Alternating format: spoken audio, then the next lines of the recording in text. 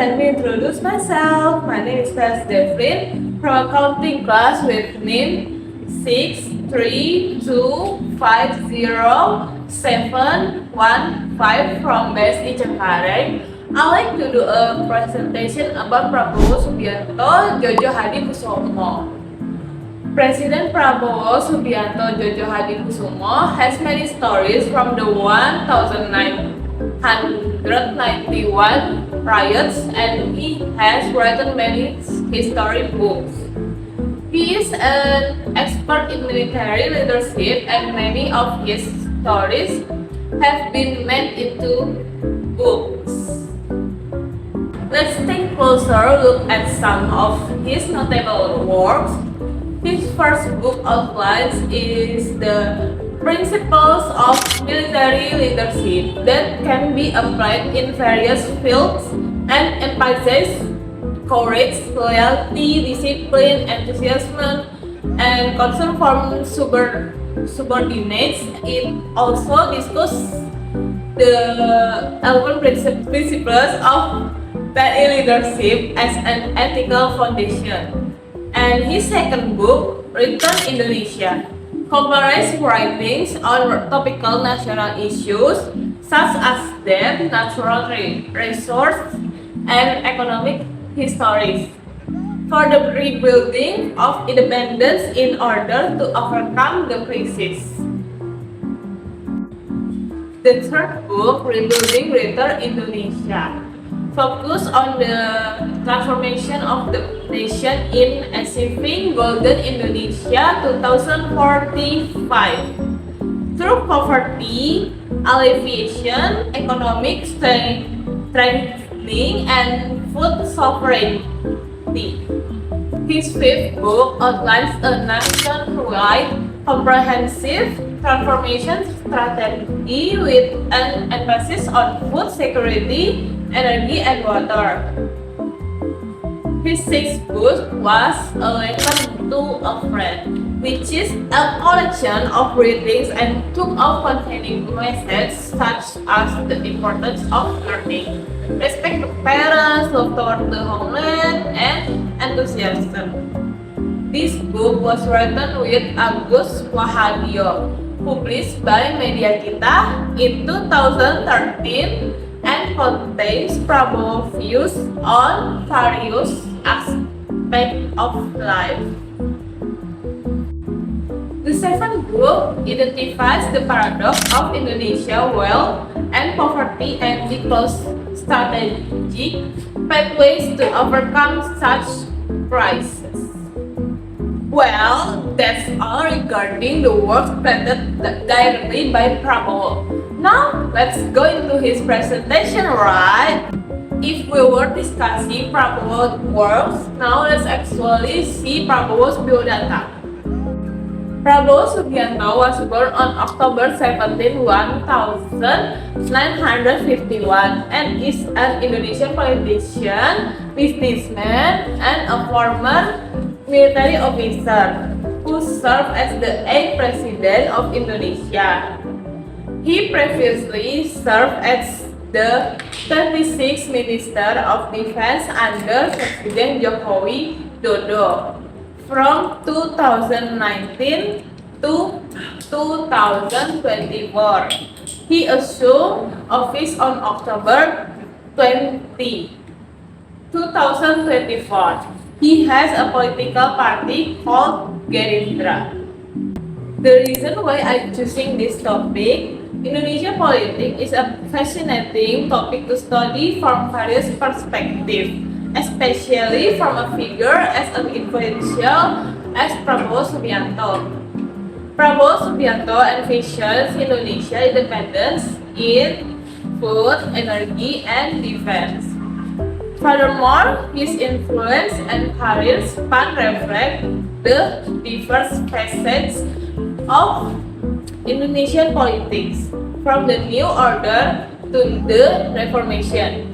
This is why I decided to study this Indonesian political figure. The objective. The reason I chose the topic of Prabowo Subianto was so that I could understand more deeply Prabowo Subianto as an influential national leader, understand his leadership background, and see more deeply about the vision and mission he wants to realize for Indonesia. The benefits raising Prabowo Subianto as its topics include educating myself about national politics, teaching my leadership and nationalism, and drawing inspiration from my own experience and aspirations to build Indonesia. New regulations. During Prabowo's leadership, many initiatives were implemented to improve state governance and public welfare. These include budget synergy to allocate funds to priority programs, tax reform to effectively increase collection, accelerate investment and development of special economic zones, while simulations increasing employment, social programs that directly benefit the community, and institutional reforms including the appointment of new personnel to strengthen government service and oversight. Analysis and results. The Prabowo Subianto administration, which carries the grand vision of Indonesia Emas 2045, is contextually committed to transforming the country into a prosperous, sovereign, just, and sustainable one. Pro-people priority programs include the free nutritional meal program for students, pregnant, and breastfeeding mothers and toddlers, the free health check program at community health centers and schools, basic health, and the implementation of public housing and infrastructure are all related to housing development in disadvantaged frontier and remote areas to address development. Today, the program has achieved around 30 million free nutritional meal beneficiaries, 46 million health check participation, and more than 26,000 units of housing have been built. However, the pursuit of targets is still haunted by various challenges, such as how to fight for logistical improvements to overcome obstacles and distribute food supplies in large quantities, and issues such as complaints of septic tank disease in several schools. Another reason behind this problem is the high budget and the government's failure to control all projects. Therefore, seriously considering food security. Discussion. The chair of the powerful Indonesian Party, Gerindra, and the Minister of Defense, Hendro Priyono, tolerant but never sanitized his erstwhile protest and commandant in the 90s, Prabowo Subianto. He is a relatively young, former Kopassus commander and the former chair of the Gerindra party, who contest the Indonesian presidential elections in 2040 and 2019, who was also accused of human rights violation in the past related to his military service. 10th Lieutenant General Prabowo Subianto, born 17 October 1951, is a former Kopassus commander and former TNI officer, whose military career ended after being discharged from the military in 1998. Chairman of the Gerindra Party and the presidential candidate in 2014 and 2019, now serving as Minister of Defense, a hardliner with regard to economic sovereignty, modernization of defense and food security, and embroiled in controversies and allegations relating to human rights violation, but a multi-faced and powerful figure in shaping the course of Indonesian national politics and extremely of strategic policy making.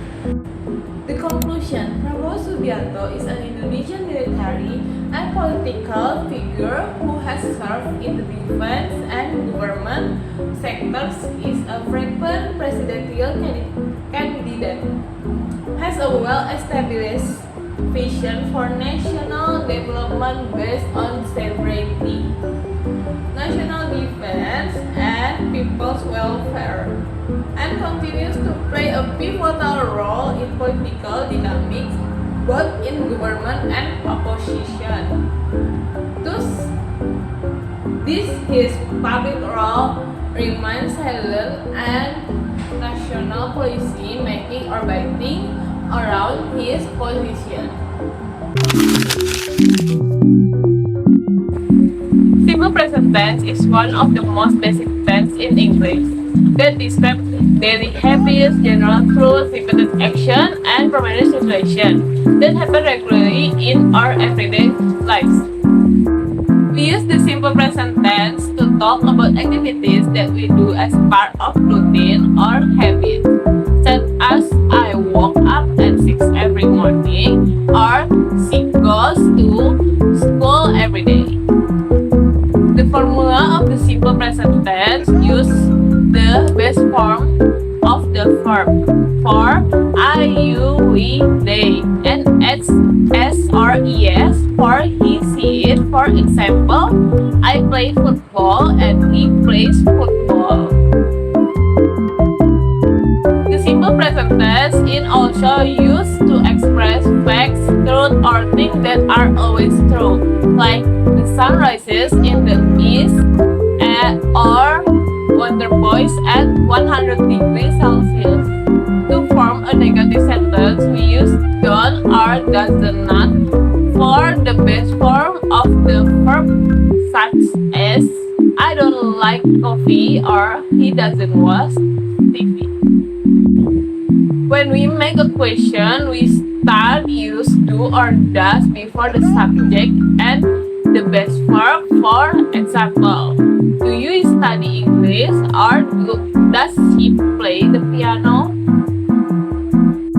The simple present tense is often used as verbs of frequency like always, usually, often, sometimes, rarely, and never to show how often an action happens. For example, he usually eats breakfast at 7 a.m. Many learners make mistake by forgetting the S for he, she, it, or using the wrong auxiliary, such as saying he doesn't like apples instead of the correct he doesn't like apples. In summary, the simple present tense help us to talk about regular actions, facts, and habits, and mastering it allows us to communicate clearly about things we do or that happen around us every day. Okay, that's all from me.